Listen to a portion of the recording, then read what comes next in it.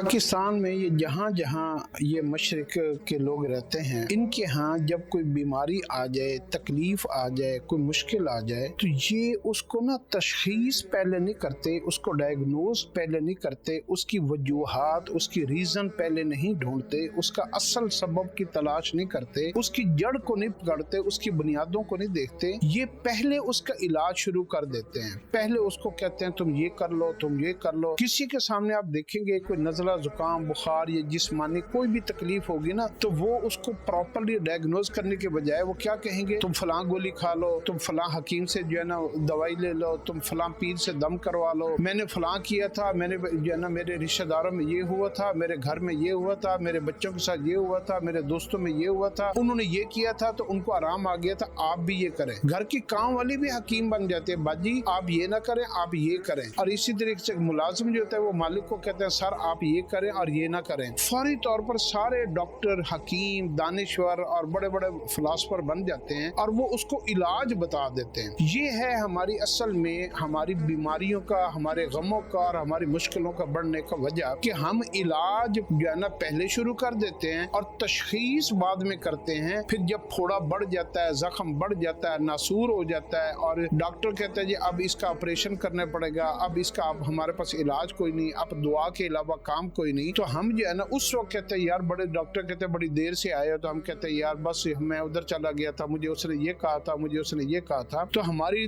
तशखीस उस वक्त होती है जब तोते हाथ से निकल जाते हैं। तो अपनी जिंदगी के अंदर इस बात को पल्ले बांध लें कि आपके ऊपर जब भी कोई हालात आए, आप हालात से लड़ने की बजाय पहले आप हालात की वजह ढूंढें। आप अपनी बीमारी से लड़ने की बजाय आप पहले अपनी बीमारी को डायग्नोज करें। आपके घर में बच्चे अगर आपके कहना नहीं मान रहे तो आप पहले देखें कि बच्चों का दिमाग कहाँ चल रहा है। बीवी के साथ अगर आपके इख्तलाफात हैं तो आप ये चेक करें कि असल वजह क्या है कि बीवी जो है ना मुझसे क्यों दूर हो रही है, बच्चे क्यों दूर हो रहे हैं। और बीवी के लिए, बच्चों के लिए, माँ बाप के लिए कि मेरा बेटा मुझसे क्यों दूर हो रहा है, मेरा हामिद क्यों दूर हो रहा है, हमारी वजह क्या है, हमारी दूरियों की वजह क्या है, हमारे रिश्तेदारों में झगड़ों की वजह क्या है, हमारे घरों के अंदर जो बरकत नहीं रही इसकी वजह क्या है, दोस्तियां जो टूट रही हैं इसकी क्या वजह है। हम उसको डायग्नोज नहीं करते। बिजनेस क्यों नहीं चल रहा, प्रोडक्ट गलत आ गई है, मैंने मुझे मार्केटिंग में सही नहीं कर रहा, मेरी दुकान गलत जगह के ऊपर है, या मैं जो है ना मुझे सेल करना नहीं आ रहा, मेरा सेलमैन ठीक नहीं है और मेरी दुकान की मशहूरी नहीं हो रही, मेरे पास जो है ना कोई भी उसकी वो डायग्नोज करना,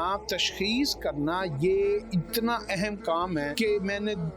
जापान में, यूरोप में, अमेरिका में देखा कि वहाँ पे जब भी कोई मुजरिम पकड़ा जाता है ना तो वो मुजरिम को जो है ना अभी जो है ना पकड़ने के बाद वो सबसे पहले मुजरिम ने जुर्म कहाँ से शुरू किया, जुर्म की असल वजह क्या बनी, इसको जुर्म में सपोर्ट करने वाले कौन हैं, पीछे बड़े बड़े जो क्रिमिनल ग्रुप और गैंग्स हैं वो कौन है। कोई बंदा मंशियात के साथ पकड़ा गया है तो वो ये देखते हैं कि मंशियात पैदा कहाँ पे हो रही हैं, कौन से मुल्क से आ रही हैं और उनके यहाँ पे सरगने कौन है, यहाँ पे ग्रुप कौन से बने हुए हैं। तो वो तह में जाते हैं, डायग्नोज करते हैं, उसकी तशखीस करते हैं। बीमारियों में भी वो इसी तरह करते हैं। कोई भी बीमार वहाँ पे उनका कोई पेशेंट आता है तो डॉक्टर उनकी पूरी बैक हिस्ट्री लेता है, बाप दादे से हिस्ट्री लेता है कि तुम्हारे बाप को, तुम्हारे दादे को, तुम्हारी माँ को, तुम्हारे भाई को, वो पूरी फैमिली हिस्ट्री लेकर उसको डायग्नोज करता है। तो अपनी जिंदगी में आप अगर अक्लमंद, समझदार बनना चाहते हैं तो आप अपने मसाइल को, अपनी जिंदगी को, अपने रिश्तों को पहले डायग्नोज करें। फौरी तौर पर किसी ने कोई बात कह दी और आपने उसके ऊपर यकीन किया और घर में झगड़ा, दोस्तों में झगड़ा, कारोबार में मसले मसाइल और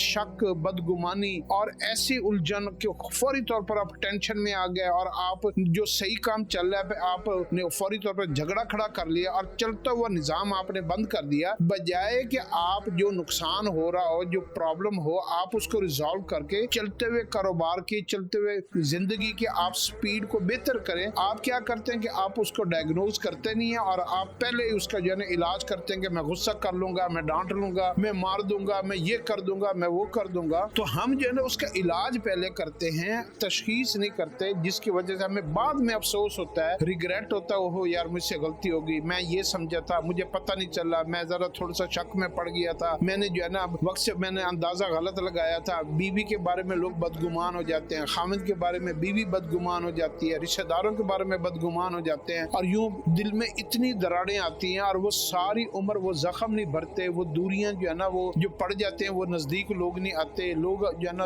اعتبار کرنا چھوڑ دیتے ہیں، لوگ آپ کا ٹیمپرامنٹ کو سمجھ جاتے ہیں کہ یار یہ بندہ قابل بھروسہ نہیں ہے۔ تو یوں آپ اپنی زندگی میں، اپنے علم میں، اپنے جو ہے نا سارے نظام کو خراب کر لیتے ہیں، اور ہر چیز جو آپ کے حق میں ہوتی ہے، آپ کی اپنی ہوتی ہے، آپ اس سے نفع حاصل کرنے کی بجائے الٹا وہی چیز آپ کے نقصان کا باعث بن جاتی ہے۔ تو اپنے ٹیمپرامنٹ کو کنٹرول میں رکھیں، اور سب سے پہلے جو بات کرنے والا ہے، کوئی کسی نے آ کے کوئی خبر سنائی، آپ پہلے اس بندے کے بارے میں دیکھیں کہ یہ بندہ کون ہے، پھر اس بندے کے بارے میں، جیسا قرآن کہتا ہے کہ جب تمہارے پاس کوئی خبر کوئی لے کر آیا کرے تو پہلے آنے والے کے بارے میں پوچھا کرو کہ یار یہ بندہ میرے پاس خبر کیوں لے کے آیا، اس میں اس کا کیا مفاد ہے۔ پھر اب یہ دیکھیں کہ یہ خبر کہاں سے چلی، پھر خبر کے پیچھے کیا کیا حرکات اور سکنات اور کیا کیا وجوہات ہیں۔ تو آپ جب پوری گہرائی میں جائیں گے تو پتہ چلے گا کہ یہ دور چونکہ اس وقت مکر، فریب، دھوکہ، بے ایمانی سے بھرا ہوا ہے، تو آپ کو پتہ چلے گا کہ آپ کو گرانے کے لیے کیسی کیسی سازشیں ہو رہی تھی۔ کل پرسوں مجھے گھر والوں نے کہا کہ جناب فلاں ہوٹل میں چھاپا پڑا تو ان کے اندر جو ہے نا یہ گلا ہوا جو ہے نا چکن نکلا، اور یہ غلط نکلا اور وہ غلط نکلا فلاں۔ میں نے کہا کہ جب بھی آپ اس طریقے کے اخبار میں، نیوز میں، سوشل میڈیا کے اوپر آپ کو خبر سنا کریں تو ایک مسلمان کو حکم ہے کہ وہ جو فوری طور پر کسی بھی بات کے اوپر یقین نہ کیا کرے جب تک وہ تحقیق نہ کر لے، کیونکہ حدیث میں آتا ہے کہ کوئی بندہ اگر آپ کے پاس یہ شکایت لے کر آئے کہ فلاں بندے نے مجھے مارا ہے اور میری یہ آنکھ نکال دی ہے، اور وہ آنکھ اس کے ہاتھ میں بھی ہو، تو آپ کو فوری طور پر اس کی بات کو یقین کرنے کے بجائے آپ پہلے دوسرے بندے کی بات سنیں۔ ہو سکتا ہے حدیث میں آتا ہے کہ وہ اس کی دونوں آنکھیں نکال کر آیا ہو۔ یوں جو ہے نا فساد کی جڑ جو ہے نا آگے پھیل جاتی ہے بجائے کنٹرول ہونے کے، اور ہم جو ہے نا بڑی بڑی قوموں نے آپس میں جھگڑے کر لیے، بڑے بڑے خاندانوں نے ایک دوسرے کے ساتھ دشمنیوں کے ویر کر لی ہے۔ کچھ ایسے بھی لوگ ہوتے ہیں منافق جو ادھر کی بات کو مس انٹرپریٹ کرتے ہیں، بات کے اندر پہلے جو ہے نا وہ مسالہ لگاتے ہیں، پھر اس میں چورن ڈالتے ہیں، پھر اس میں اپنا مفاد ڈالتے ہیں، پتہ نہیں کیا کچھ وہ کرکر کے جیسے ہانڈی بناتے ہیں نا، ہانڈی مزیدار پتہ کب بنتے ہیں جب اس میں ہم 15-20 چیزیں ڈالتے ہیں، فلاں مسالہ، فلاں جو ہے نا وہ